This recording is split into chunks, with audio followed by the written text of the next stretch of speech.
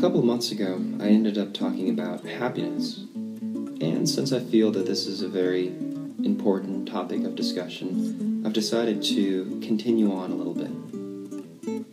Now, last time I talked about finding happiness, and there's two different approaches that I talked about, one of which was searching for happiness by looking for something outside of yourself.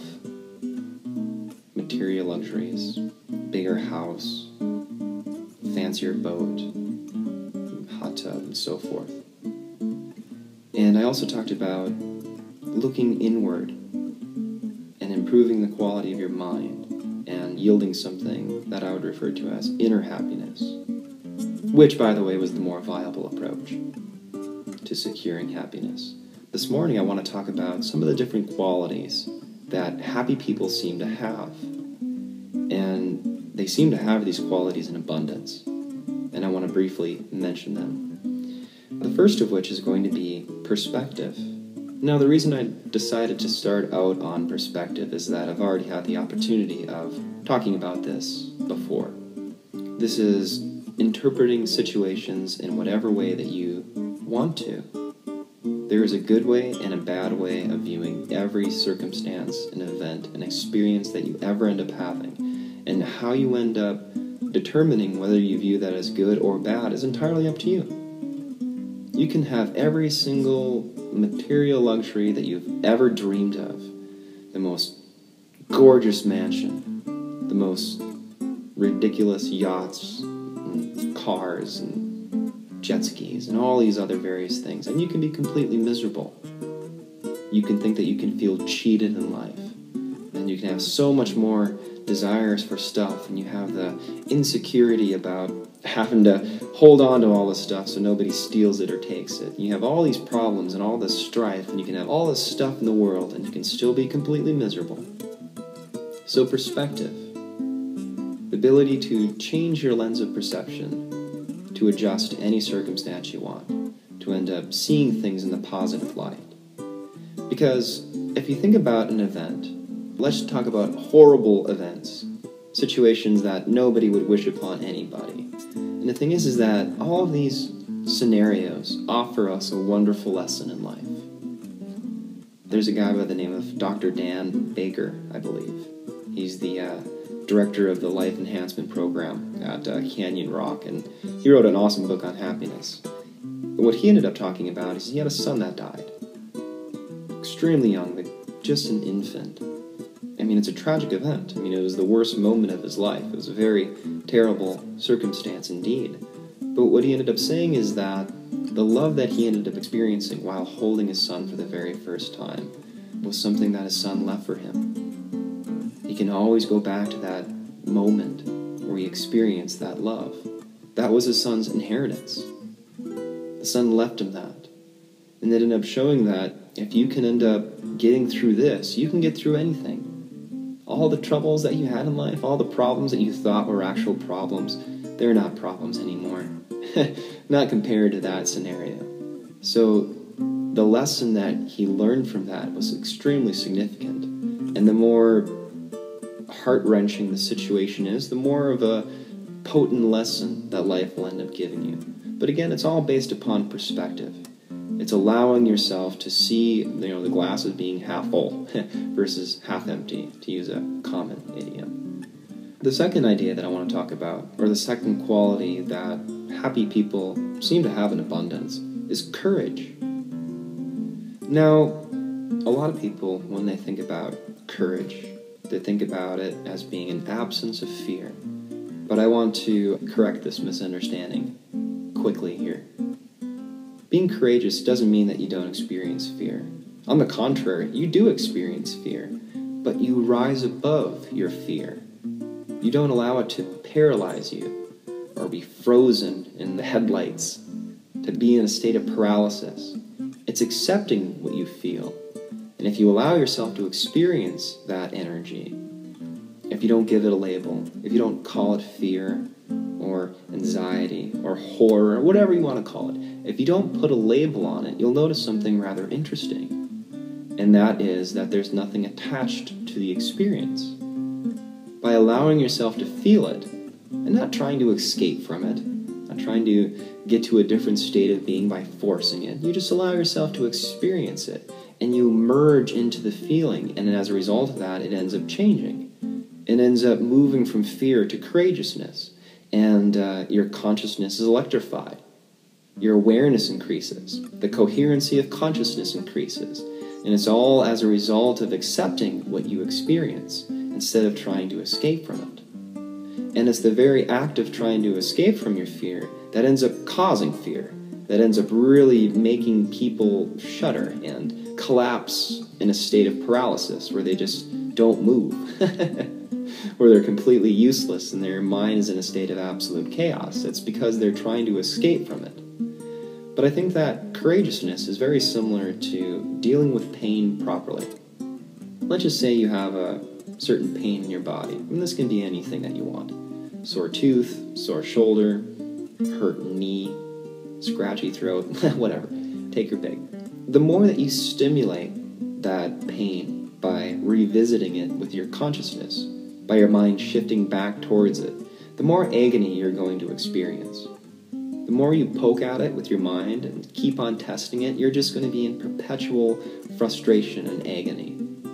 But if you allow yourself to experience the pain, and you don't try to escape from it, you don't give it a label, and you just feel it without any sort of reservations, without any trying to escape from it or anything of that sort, you sort of ease into it. As a result, you'll be surprised how much the pain subsides. If you don't try to escape from it, it flows into something else. And that's courageousness. It's feeling fear and embracing it and rising above it. And happy people, they do that all the time. Now, the next thing I want to talk about for happy people is that they're very altruistic.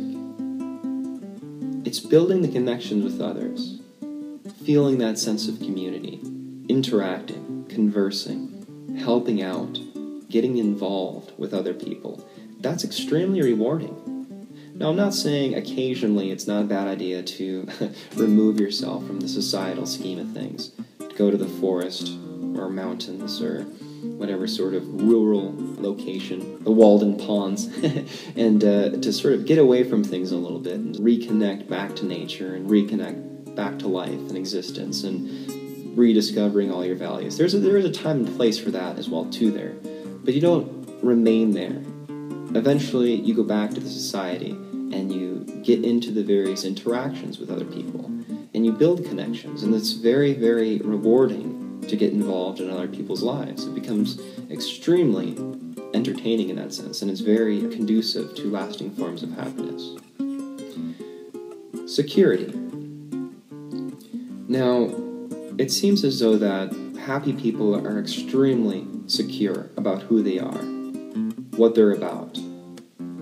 They don't worry about popularity or trends or different sort of fads or titles or any of these different artificial ways in which people put people on pedestals. They don't worry about these little games and such. And not only are they secure about themselves, but they have a very fundamental understanding about the nature of security.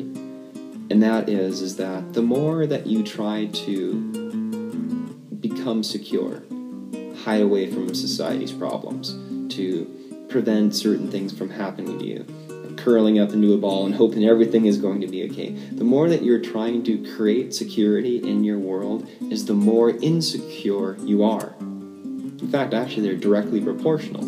The more you long for security is the amount of insecurity that you have in your life. If you really think about it, life is change. Life is fluidity. By trying to put fixity onto something that's fluid is just an impossible task. You have to flow with it all. You have to be able to embrace change. And if you find security within the fact that you're just accepting it as it flows along there, you've got it made. So again, it's really important to have that inner sense of security, to be secure enough with yourself, to allow change to happen, to experience new things and be subjected to things that may not be what you were hoping for at the time, but it gives a certain nuance, it gives a certain circumstance where you get to apply yourself towards. It's creative, and that's fun. So it's a deeper sense of security, not just security in the sense of a house and food and clothing, which, by the way, is helpful for discovering happiness as well. Pretty difficult to discover a deep sense of happiness if you don't have the basic necessities of life. So it is important to have that. But how one gets the basic necessities of life leads me to the next thing I want to talk about for happy people, and that is a sense of purpose. Now, I don't want to reduce this sense of purpose down to one's occupation, but I'm going to for now, because I think your sense of purpose can be beyond that of your livelihood for how you end up making money. But since I only have about 15 minutes to talk, I'm going to reduce it down to those terms. Going back to satisfying the security I mentioned earlier about your house and food and clothing. You need money. So how does one go about satisfying that type of desire? And there's going to be 3 different things I want to briefly talk about. Getting a job, getting a career, or having a calling. Now, having a job is basically doing something for money. The money is the only important thing. You wouldn't be caught dead doing this activity unless you were getting paid for it. Those who have jobs typically are very unhappy people, mainly because they're doing things that they absolutely hate doing, and they do it for a very long time throughout the week. 40 hours a week is a long time. And if you're dealing with individuals that are unsavory, or bosses that are ridiculous or pretentious or ungrateful or whatever they may end up being there, it's a frustrating existence. And again, if the activity within itself is not something that you enjoy doing, it's not very fulfilling. And as a result of that, you're going to be bored, or you're going to be anxious and incredibly unhappy. Now, a career, I think, is very similar to that of a job, but there's a little more mobility within it. You can kind of work your way up the ladder. And although you may not have a lot of freedom in the earlier parts of a career, as you work your way up the ladder, you get more and more freedom. You get to direct things a little more according to your whim, and you become more like a boss than like an employee. So you gain freedom as you are working your way up there. So there's a goal involved that's beyond money. So it gives careers a little more of an edge on that of jobs for procuring a certain sense of security. But the last one is a calling, and this is the creme de la creme if you ever want to be a happy person. Because you're basically getting paid for something that you absolutely love to do. You would do this activity regardless of whether or not you're getting paid for it. And just because you're getting paid for it just shows that you're rather brilliant for dealing with the game of society. You are utilizing great tactics and strategy, and you're actually getting your accommodations satisfied from something that you would do otherwise. You just would do it for kicks because it's fun and enjoyable. So happy people have a calling. They have a direction in life in which they're just striving towards. And I think that the more freedom that you have within this realm as well too there is really directly proportional to how much happiness you have. The more freedom you have, of course, the better life is. But there's one last quality of happiness that I want to mention. I believe that it's going to be the most important of the ones that I've mentioned. And this is going to be love. This is, without a doubt, the most important ingredient to happiness there is. I don't think it's possible to experience happiness to any depth or length if you don't have any sort of love in your life. But love is a very ambiguous term, and there's a spectrum of it. So if you think about lower forms of love, like self-love, and then maybe love towards an object, a boat or a car, or love towards food, love towards a pet, love towards another person, maybe perhaps in a romantic sense, then love towards the community, and love towards life in general, and love towards existence, or being, or whatever, or cosmic love. So you can think about it as being that spectrum. Self-love is more of the low-frequency vibration love, the very sort of focal point. It's like more like a laser, where it's directed towards something. But on the other side of the spectrum, it's almost like love is like the rays of the sun, where they're propagated from all directions.